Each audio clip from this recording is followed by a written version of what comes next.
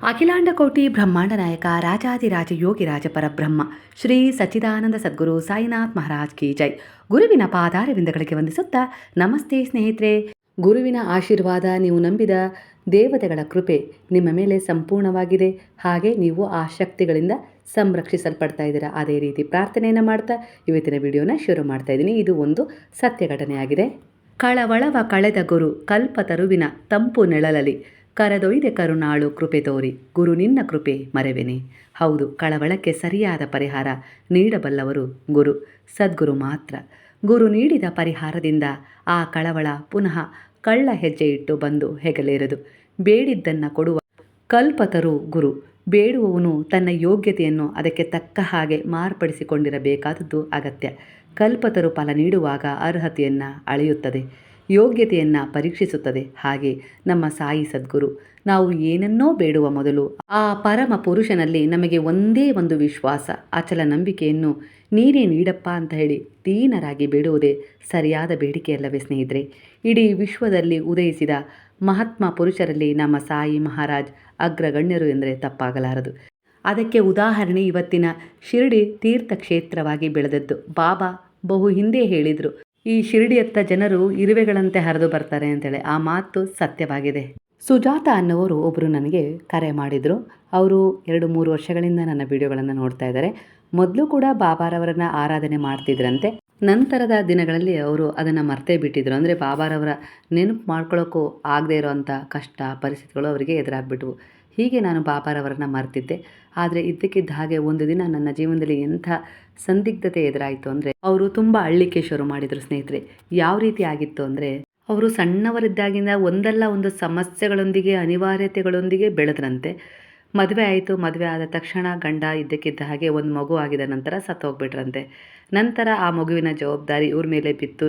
ಜೀವನ ಸಂಘರ್ಷಗಳಿಗೆ ಕಾರಣವಾಯಿತು. ಯಾಕಂದರೆ ಅವರ ಗಂಡನಿಗೂ ಯಾವುದೇ ರೀತಿಯ ಆಸ್ತಿ ಮನೆ ಏನೂ ಇರಲಿಲ್ಲ. ಇವರು ಕೂಡ ಬಡವರೇ ಆಗಿದ್ರಂತೆ. ಹಾಗಾಗಿ ಒಟ್ಟಾರೆಯಾಗಿ ಇವ್ರ ಪರಿಸ್ಥಿತಿ ಹೇಗಾಯಿತು ಅಂದರೆ, ಬದುಕ ಆಸೆ ಇಲ್ಲ, ಆದರೆ ಸಾಯಲಿಕ್ಕೆ ಆ ಮಗುವಿನ ಮುಖ ಬಿಡ್ತಾ ಇಲ್ಲ ಅನ್ನೋ ರೀತಿಲೇ ಆಗೋಯ್ತು. ಅದೇ ರೀತಿ ನಾನು ಜೀವನ ಮಾಡಲಿಕ್ಕೆ ಶುರು ಮಾಡಿದೆ.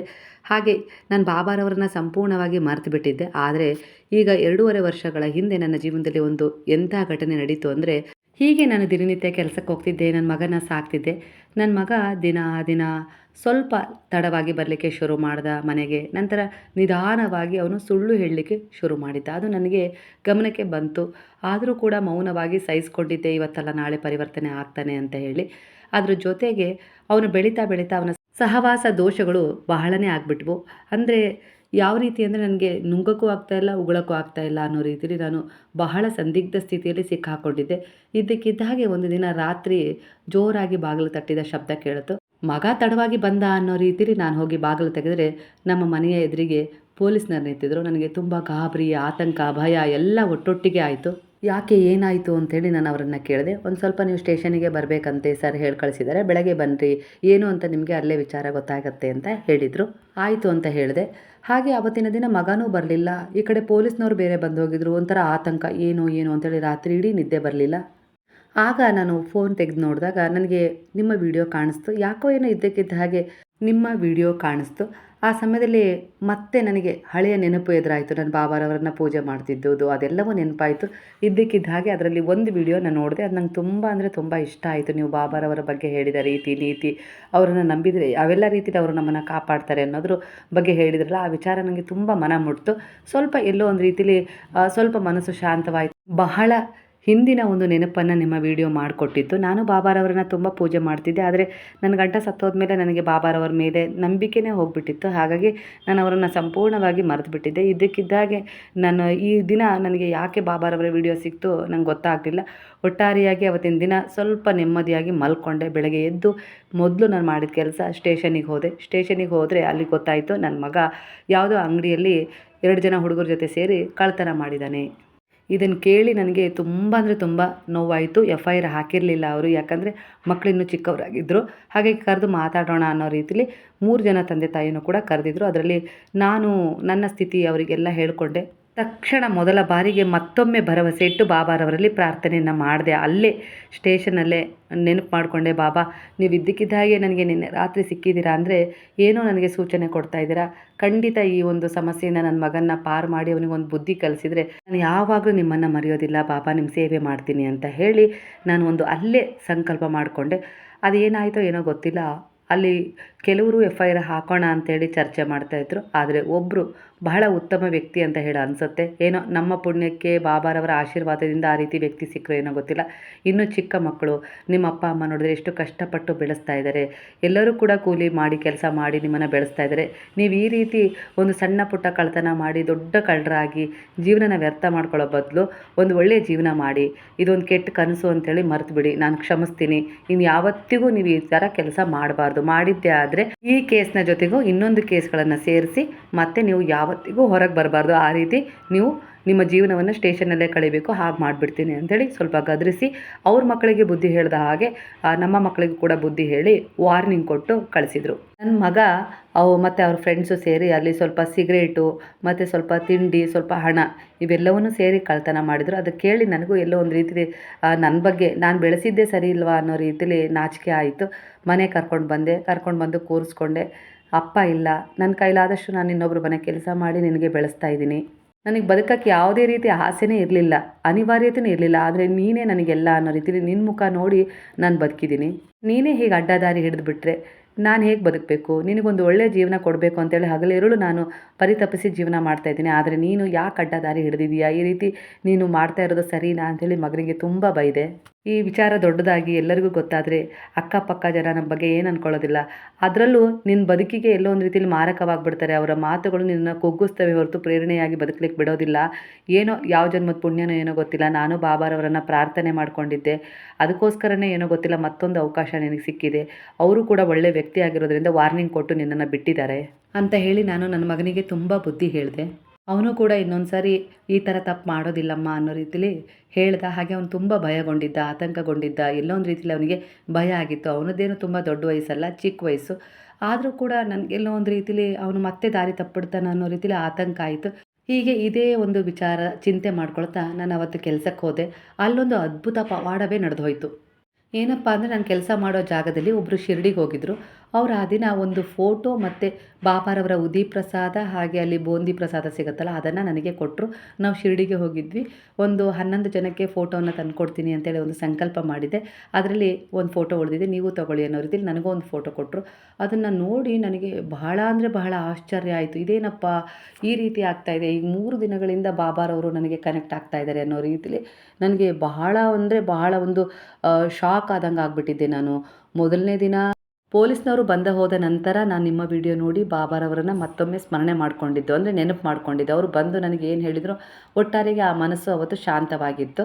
ಹಾಗೆ ಮಾರನೇ ದಿನ ನಾನು ಸ್ಟೇಷನ್ನಿಗೆ ಹೋದಾಗ ಅಲ್ಲಿ ಬಾಬಾರವರನ್ನ ನೆನಪು ಮಾಡಿಕೊಂಡೆ. ಒಂದೇ ಒಂದು ಸರಿ ನನ್ನ ಮಗನಿಗೆ ಒಂದು ಅವಕಾಶ ಕೊಡಿ ಅಂತೇಳಿ ಪ್ರಾರ್ಥನೆ ಮಾಡಿಕೊಂಡೆ. ಅಲ್ಲೊಂದು ಒಳ್ಳೆಯ ಅವಕಾಶ ಸಿಕ್ಕಿತ್ತು. ಯಾವುದೇ ರೀತಿ ಕೇಸ್ ಫೈಲ್ ಆಗದೆ ಅವನನ್ನು ಬಿಟ್ಟಿದ್ದರು, ಒಂದು ವಾರ್ನಿಂಗ್ ಕೊಟ್ಟು. ತಪ್ಪನ್ನು ತಿದ್ಕೊಳ್ಳೋಕ್ಕೆ ಅಲ್ಲಿ ಒಂದು ಬಾಬಾರವರೇ ಅವಕಾಶ ಕೊಟ್ಟಿದ್ದರು. ಒಟ್ಟಾರೆಯಾಗಿ ಆ ಘಟನೆ ನಡೆದಿತ್ತು. 3ನೇ ದಿನ ಇವತ್ತು ಕೆಲಸಕ್ಕೆ ಅಂತ ಬಂದೆ. ಇಲ್ಲಿ ನಾವು ಶಿರ್ಡಿಗೆ ಹೋಗಿದ್ದೀವಿ. ಈ ರೀತಿ ನಾವು 11 ಜನಕ್ಕೆ ಒಂದು ಫೋಟೋ ಕೊಡಬೇಕು ಅಂತ ಇದ್ವಿ, ಸಂಕಲ್ಪ ಆಗಿತ್ತು. ತೊಗೊಳ್ಳಿ ಅಂತೇಳಿ ನನಗೆ ಇದ್ದಕ್ಕಿದ್ದ ಹಾಗೆ ಬಾಬಾರವರ ಒಂದು ಫೋಟೋ ಕೊಟ್ಟರು. ಈ 3 ಘಟನೆಗಳು ನನ್ನ ಜೀವನದಲ್ಲಿ ನನಗೆ ಅದ್ಭುತವಾದ ಪರಿವರ್ತನೆಗಳು ತಂದವು. ಆವತ್ತಿನ ದಿನ ಬಂದೆ, ಮತ್ತೆ ಸಂಜೆ ಆಗಿತ್ತು. ನಿಮ್ಮ ವಿಡಿಯೋಗಳನ್ನೆಲ್ಲ ಸರ್ಚ್ ಮಾಡಿದೆ. ಅದರಲ್ಲಿ ನೀವು ಕೆಲವು ಪೂಜೆಗಳನ್ನು ಮಾಡಿರೋದು, ಬಾಬಾರವರ ಪವಾಡಗಳನ್ನು ವಿವರಿಸಿರೋದು, ಹಾಗೆ ಎಲ್ಲವನ್ನು ನೋಡ್ತಾ ಹೋದೆ. ಬಹಳ ಮಾರ್ಗದರ್ಶನ ನಿಮ್ಮದು ತುಂಬ ಚೆನ್ನಾಗಿತ್ತು ಅಂತೇಳಿ ಅನ್ನಿಸ್ತು. ಒಟ್ಟಾರೆಯಾಗಿ ಅವತ್ತು ನೀವು ಹೇಗೆ ಪೂಜೆ ಮಾಡಿದ್ರಲ್ಲ ಅದೇ ರೀತಿ ನೀವು ಸರಳವಾಗಿ ಹೇಳ್ಕೊಟ್ಟ ರೀತಿಲಿ ಪೂಜೆ ಮಾಡ್ತೀನಿ ಅನ್ನೋ ರೀತಿಲಿ ಒಂದು ಸಂಕಲ್ಪ ಮಾಡಿದೆ. ಗುರುವಾರದಿಂದ ಶುರು ಮಾಡೋಣ ಅಂತ ಹೇಳಿ ನಾನು ಆ ಫೋಟೋವನ್ನು ಒಂದು ಕಡೆ ಇಟ್ಟು ಮಲಗಿದೆ. ಬಾಬಾರವರು ಅವತ್ತಿನ ದಿನ ರಾತ್ರಿ ಬಂದು ನನಗೆ ಕನಸಲ್ಲಿ ಬಂದರು. ಆ ಕನಸಲ್ಲಿ ಬಂದಾಗ ನಾನು ಅವ್ರ ಹತ್ರ ಜೋರಾಗಿ ಜಗಳ ಮಾಡ್ತಾಯಿದ್ದೀನಿ. ನೀವು ಯಾಕೆ ನನ್ನ ಕನಸಲ್ಲಿ ಬಂದ್ರಿ? ನನ್ನ ಜೀವನದಲ್ಲಿ ಎಷ್ಟೆಲ್ಲ ಕೆಟ್ಟದಾಯಿತು, ಯಾವೆಲ್ಲ ರೀತಿಯಲ್ಲಿ ಸಮಸ್ಯೆಗಳು ಎದುರಾಯಿತು, ಆ ಸಮಯದಲ್ಲಿ ನೀವು ಎಲ್ಲಿ ಹೋಗಿದ್ರಿ? ನನ್ನ ಗಂಡ ಸತ್ತಾಗ ಅವ್ರನ್ನ ಉಳಿಸ್ಕೊಡ್ಲಿಲ್ಲ. ಜೀವನದಲ್ಲಿ ನಾನು ತುಂಬ ಸಂಘರ್ಷಗಳನ್ನು, ಹೋರಾಟಗಳನ್ನೇ ಮಾಡಿದೆ.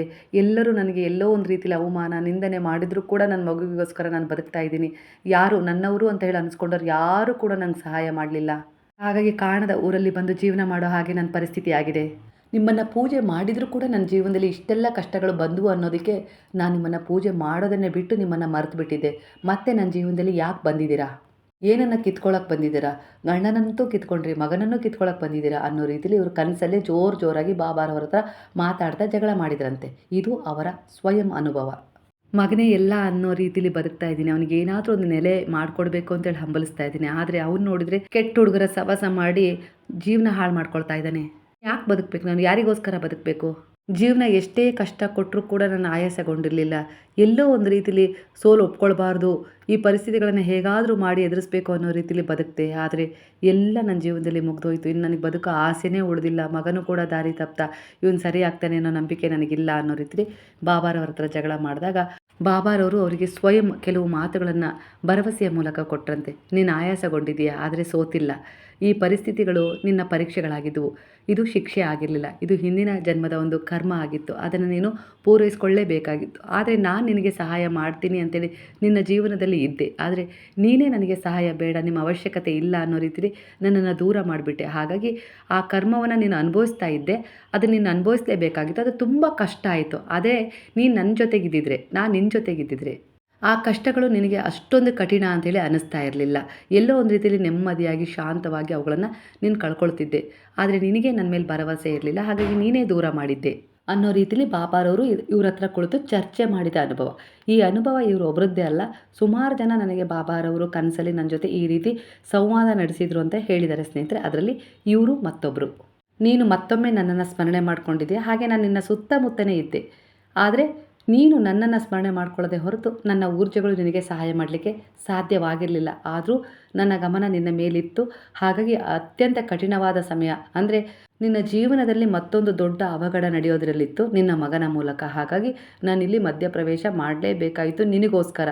ಹಾಗಾಗಿ ನಾನು ನಿನ್ನ ನೆನಪಿಗೆ ಬಂದೆ, ಮತ್ತೊಮ್ಮೆ ನಿನ್ನನ್ನು ಆಯ್ಕೆ ಮಾಡಿಕೊಂಡೆ, ನಿನ್ನ ಗಮನ ನನ್ನ ಮೇಲೆ ಸೆಳೆಯುವಂತೆ ಮಾಡಿದೆ. ಆಗ ನೀನು ನನ್ನನ್ನು ಸ್ಮರಣೆ ಮಾಡಿಕೊಂಡೆ, ತಪ್ಪಾಯಿತು ಅಂತೇಳಿ ಕ್ಷಮೆ ಯಾಚಿಸ್ದೆ. ಹಾಗಾಗಿ ನಾನು ನಿನಗೆ ಸಹಾಯ ಮಾಡಿದೆ. ಇನ್ಮೇಲೆ ನಾನು ನಿನ್ನ ಜೊತೆ ಯಾವಾಗಲೂ ಇರ್ತೀನಿ ಅನ್ನೋ ರೀತಿಲಿ ಬಾಬಾ ಭರವಸೆ ಕೊಟ್ಟ ಹಾಗೆ ಇವರಿಗೆ ಈ ರೀತಿಯಾಗಿ ಇವರು ತಮ್ಮ ಕನಸನ್ನು ವಿವರಣೆ ಕೊಟ್ಟರು. ಈ ರೀತಿಯಾಗಿ ಜಗಳದ ಅನುಭವ ಆಯಿತಂತೆ. ತಕ್ಷಣ ಇವರು ಕಂಡುಬಿಟ್ಟಿದ್ದಾರೆ. ಬೆಳಗಿನ ಜಾವ ಒಂದು 3:30 ಆಗಿದೆ. ಇವರಿಗೆ ಏನೋ ಒಂದು ರೀತಿಯ ಭರವಸೆ, ಜೀವನದಲ್ಲಿ ಎಲ್ಲ ರೀತಿಯ ಸಮಸ್ಯೆಗಳು ಪರಿಹಾರ ಆದವು.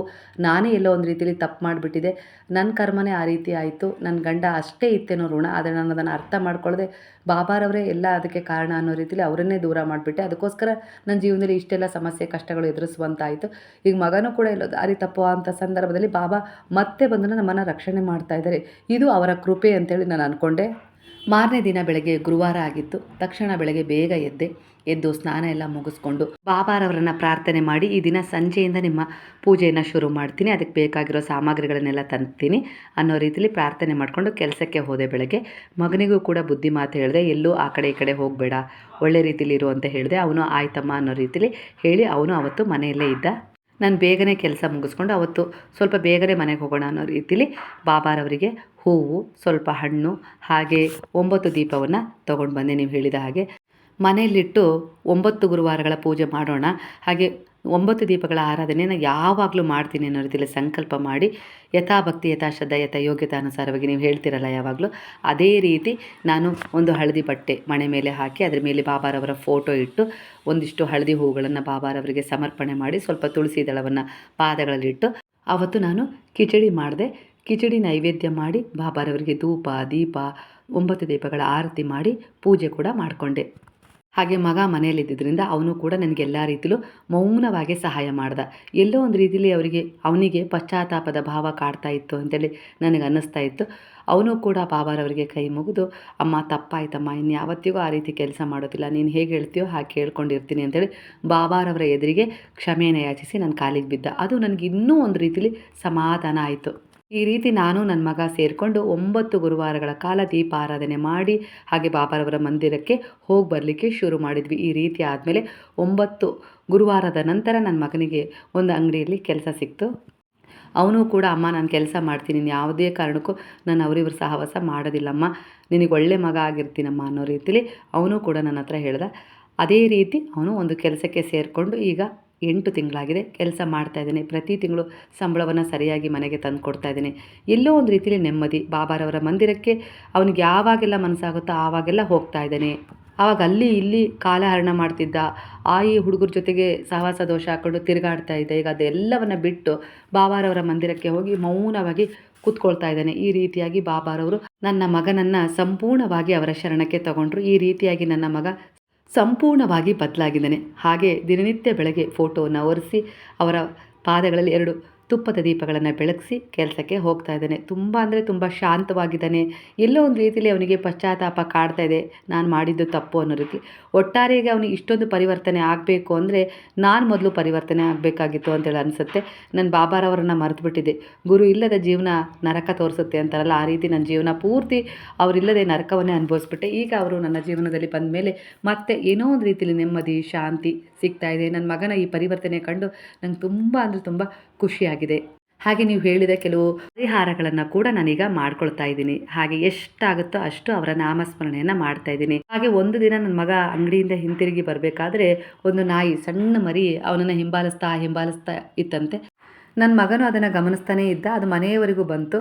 ಆ ನಂತರ ನಾವು ಸ್ವಲ್ಪ ಹಾಲು ಹಾಕಿದ್ವಿ. ಅವತ್ತಿನಿಂದ ಆ ನಾಯಿ ಎಲ್ಲೂ ಹೋಗಲಿಲ್ಲ. ಈಗ ಅದು ನಮ್ಮ ಮನೆಯಲ್ಲಿ ಒಂದು ಸದಸ್ಯರಂತೆ ಆಗಿಬಿಟ್ಟಿದೆ. ನಾವಿಬ್ಬರು ಕೆಲಸಕ್ಕೆ ಹೋದಾಗ ಅದು ಮನೆಯಲ್ಲಿರುತ್ತೆ. ಎಲ್ಲೋ ಒಂದು ರೀತಿಲಿ ಬಾಬಾ ಒಂದಲ್ಲ ಒಂದು ರೀತಿಲಿ ಒಂದು ಜೀವವನ್ನು ಕನೆಕ್ಟ್ ಮಾಡ್ತಾರಲ್ಲ, ಆ ರೀತಿಯೇ ನೀವು ಹೇಳಿದ ಆ ರೀತಿಲೇ ಆಗಿಬಿಟ್ಟಿದೆ. ನಾವಿಬ್ಬರು ಈಗ ನೆಮ್ಮದಿಯಾಗಿ ಹೋಗಿ ಬರ್ತೀವಿ, ಅದು ಮನೆ ಕಾಯ್ತಾ ಇರುತ್ತೆ, ಮನೆಯಲ್ಲಿರುತ್ತೆ. ಎಲ್ಲೋ ಒಂದು ರೀತಿಲಿ ಖುಷಿ, ಮನೇಲಿ ಯಾರೋ ಒಬ್ರು ಇದ್ದಾರೆ ಅನ್ನೋ ರೀತಿಲಿ. ಬಾಬಾರವರು ಇದ್ದಾರೆ, ಅವ್ರ ಜೊತೆ ಆ ನಾಯಿನೂ ಕೂಡ ಇದೆ ಅನ್ನೋ ರೀತಿಲಿ ನನಗೆ ಅನ್ನಿಸ್ತಾ ಇದೆ. ಸಂತೋಷವಾಗಿದ್ದೀವಿ, ನೆಮ್ಮದಿಯಾಗಿದ್ದೀವಿ. ಹಾಗೆ ನೀವು ಹೇಳಿದ ಪರಿಹಾರಗಳನ್ನು ಮಾಡ್ಕೊಳ್ತಾ ಇದ್ದೀನಿ. ನಿಮ್ಮ ವಿಡಿಯೋಗಳನ್ನು ಈಗ 9 ತಿಂಗಳಿಂದ ನಾನು ತುಂಬ ನೋಡ್ತಾ ಇದ್ದೀನಿ. ಎಲ್ಲ ವಿಡಿಯೋಗಳು ನನಗೆ ಪ್ರೇರಣೆಯಾಗಿದ್ದಾವೆ. ನೀವು ಹೇಳಿದ ಹಾಗೆ ನನ್ನವರೇ ನನಗೆ ತುಂಬ ಅಂದರೆ ತುಂಬ ನೋವು ಕೊಟ್ಟರು. ಅವರೆಲ್ಲರನ್ನ ಮೆಟ್ಟಿ ನಿಂತು ನನ್ನ ಜೀವನದಲ್ಲಿ ನಾನು ಏನಾದರೂ ಸಾಧನೆ ಮಾಡಬೇಕು ಅನ್ನೋ ಉತ್ಸಾಹ ಈಗ ಇನ್ನೂ ಹೆಚ್ಚಾಗಿದೆ. ಮಾಡೇ ಮಾಡ್ತೀವಿ, ಸೋಲು ಒಪ್ಕೊಳ್ಳೋದಿಲ್ಲ. ನಾನು ನನ್ನ ಮಗ ನಮ್ಮ ಅನೇಕ ರೀತಿಯ ಪರಿಸ್ಥಿತಿಗಳನ್ನು ಸುಧಾರಿಸ್ಕೊಳ್ತೀವಿ. ಖಂಡಿತ ನಮಗೆ ಒಳ್ಳೆಯದಾಗುತ್ತೆ ಅನ್ನೋ ಭರವಸೆ ಬಾಬಾ ಬಂದಮೇಲೆ ನಮಗೆ ಇನ್ನೂ ಹೆಚ್ಚು ಮೂಡಿದೆ. ಆರೋಗ್ಯದ ಸಮಸ್ಯೆ ಎಲ್ಲ ದೂರವಾಗ್ತಾ ಇದೆ. ಹಣನೂ ಕೂಡ ಈಗ ಕೂಡಿಡ್ತಾ ಇದ್ದೀವಿ. ಅನವಶ್ಯಕ ಖರ್ಚು ಇಲ್ಲ. ಮಗನೂ ಕೂಡ ದುಡಿತಾ ಇರೋದ್ರಿಂದ ಸ್ವಲ್ಪ ಹಣ ಮನೆಯಲ್ಲಿ ಸೇವ್ ಮಾಡ್ತಾ ಇದ್ದೀವಿ. ನೀವು ಹೇಳೋದು ಸತ್ಯ. ಕರ್ಮ ಕಳೆಯೋವರೆಗೂ ಒಳ್ಳೆಯದಾಗೋದಿಲ್ಲ ಅಂತಾರೆ. ಕಳ್ಕೊಳ್ಳೋಕ್ಕೆ ಅನೇಕ ರೀತಿಯ ದಾರಿಗಳನ್ನು ಗುರು ತೋರಿಸ್ತೀನಿ ಅಂತೇಳಿ ನಮ್ಮ ಜೀವನದಲ್ಲಿ ಬರ್ತಾರೆ. ಆದರೆ ನಾವೇ ಅವರಿಗೆ ಪ್ರಶ್ನೆ ಮಾಡ್ತೀವಿ, ನಮ್ಮ ಜೀವನದಲ್ಲಿ ಯಾಕೆ ಹೀಗೆ ಅಂತ ಹೇಳಿ ಏನೇನೋ ಸಂದೇಹಗಳನ್ನು ತಂದುಕೊಂಡು ನಾವು ಅವರನ್ನು ದೂರ ಮಾಡಿಬಿಡ್ತೀವಿ. ಅನೇಕ ರೀತಿಯ ಸಮಸ್ಯೆಗಳನ್ನು ನಾವು ಒಬ್ಬರೇ ಎದುರಿಸ್ತೀವಿ.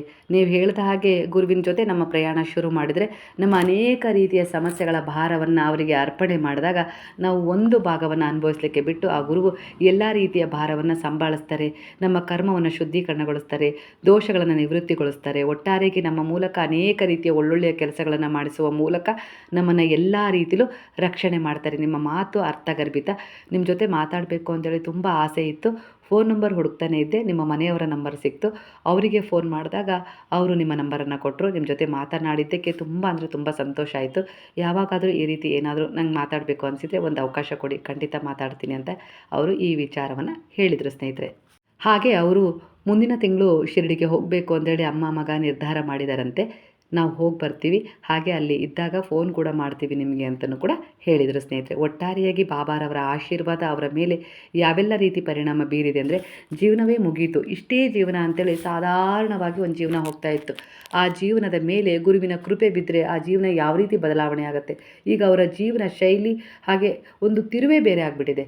ಹಿಂದೆ ಯಾವ ರೀತಿ ಅಮ್ಮ ಒಂದು ಕಡೆ ಮಗ ಒಂದು ಕಡೆ ಅನ್ನೋ ರೀತಿಯಲ್ಲಿ ಹೋಗ್ತಾ ಇದ್ದರು. ಆದರೆ ಈ ಒಂದು ಸಣ್ಣ ಘಟನೆ ಅವ್ರ ಜೀವನದಲ್ಲಿ ಒಂದು ದೊಡ್ಡ ಪರಿವರ್ತನೆ ತರೋದ್ರ ಜೊತೆಗೆ ಮತ್ತೆ ಬಾಬಾ ಅವರ ಜೀವನಕ್ಕೆ ಮರಳಿ ಹೋಗಿ, ನಾನು ನಿನ್ನ ಜೊತೆಗೆ ಇದ್ದೆ ಇಷ್ಟು ವರ್ಷವೂ, ನೀನೇ ನನ್ನನ್ನು ಕಡೆಗಣಿಸಿದ್ದು, ನೀನು ನನ್ನನ್ನು ಮರ್ತಿರ್ಬೋದು, ಆದರೆ ನಾನು ನಿನ್ನನ್ನು ಕೈ ಬಿಟ್ಟಿಲ್ಲ ಅನ್ನೋ ರೀತಿಲಿ ಬಾಬಾ ಅವರ ಜೀವನದಲ್ಲಿ ಒಂದು ಏನು ದೊಡ್ಡ ಒಂದು ಕೆಟ್ಟ ಘಟನೆ ನಡಿಬೇಕಾಗಿತ್ತಲ್ಲ, ಆ ಘಟನೆಯನ್ನು ನಿವಾರಣೆ ಮಾಡಿ ಅವರ ಮಗನಿಗೆ ಒಂದು ಒಳ್ಳೆಯ ದಾರಿಯನ್ನು ತೋರಿಸಿದರು.